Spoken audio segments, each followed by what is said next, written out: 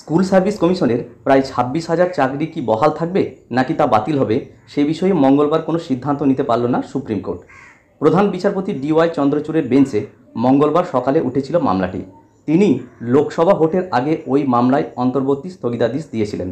নির্ধারিত সময় মেনে মঙ্গলবার আবার মামলাটি তাঁর এজলাসে শুনানির জন্য উঠলে প্রধান বিচারপতি জানান তাঁর বেঞ্চ আগে চাকরি বাতিল মামলার সঙ্গে যুক্ত 5 পক্ষের বক্তব্য শুনবে, তারপরেই এ ব্যাপারে কোনো সিদ্ধান্ত নেবে। সুপ্রিম কোর্ট ওই বক্তব্য জানানোর জন্য 2 সপ্তাহ সময় বেঁধে দিয়েছে মামলার সঙ্গে যুক্ত 5 পক্ষের জন্য। তো এই 5 পক্ষ হলো মূলত রাজ্য সরকার, স্কুল সার্ভিস কমিশন, CBI, মূল মামলাকারী অর্থাৎ 9, 10, 11, 12 গ্রুপ C গ্রুপ ডির প্রতিনিধি এবং যাদের চাকরি নিয়ে বিতর্ক তারা। আর স্কুল সার্ভিস কমিশনের 26,000 চাকরি বাতিলের মামলায় পরবর্তী শুনানির জন্য দিন ধার্য করা হয়েছে মঙ্গলবার থেকে 3 সপ্তাহ পরে অর্থাৎ আগস্টের শুরুতে। তো এদিন শুনানির ঘটনা প্রবাহ এবং বেঞ্চের মূল আদেশটি কী ছিল তা একটু শুনে নিন। মঙ্গলবার স্কুল সার্ভিস কমিশন মামলার শুনানি শুরু হওয়ার পরে রাজ্য সরকারের পক্ষ থেকে সুপ্রিম কোর্টকে জানিয়েছিল যে রাজ্য সরকার এই সংক্রান্ত একটি হলফনামা আদালতে জমা দিতে চায়।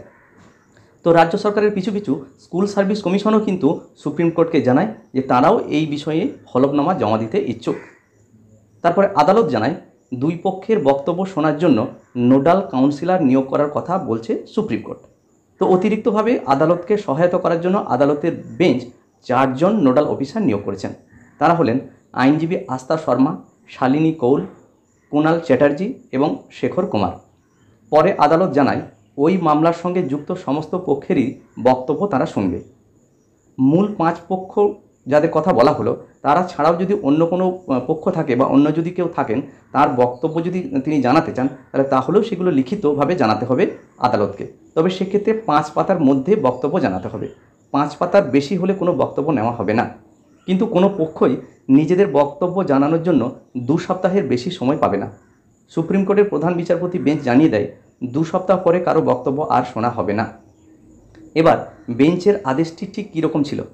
কোট আনকোট, আজ পর্যন্ত কোনো পাল্টা হলফনামা দাখিল করা হয়নি। উত্তরদাতাদের কেউ তাদের কাউন্টার ফাইল করতে চাইলে তারা 2 সপ্তাহের আগে বা তারও আগে তা করতে পারবে। যদি কোনো কাউন্টার দাখিল না করা হয় তবে কাউন্টার হলফনামা ফাইল করার অধিকার বন্ধ হয়ে যাবে এবং রেকর্ডের ভিত্তিতে কার্যক্রম পরিচালিত হবে। সমস্ত পক্ষের বক্তব্য জমা পড়ার 1 সপ্তাহ পরে অর্থাৎ মঙ্গলবার থেকে ঠিক 3 সপ্তাহ পরে মামলাটির পরবর্তী শুনানি হবে। স্কুল সার্ভিস কমিশনের 26,000 চাকরি বাতিল সংক্রান্ত মামলার ভবিষ্যৎ সেদিন নির্ধারিত হয় কিনা তা নিয়ে কিন্তু সমস্ত মহলের কৌতূহল থাকছে। যাই হোক, অনলাইন কয়েকটি নিউজ পত্রিকার প্রতিবেদন নিয়ে আমি এটি শেয়ার করার চেষ্টা করলাম। যদি ভিডিওটি ভালো লাগে এবং কাজে লাগে তাহলে অবশ্যই লাইক, শেয়ার এবং কমেন্ট করা যেতে পারে এবং চ্যানেলে যদি সাবস্ক্রাইব না থাকে তাহলে চ্যানেলটি সাবস্ক্রাইব করে রাখা যেতে পারে। সবাই ভালো থাকুন, সুস্থ থাকুন। ধন্যবাদ।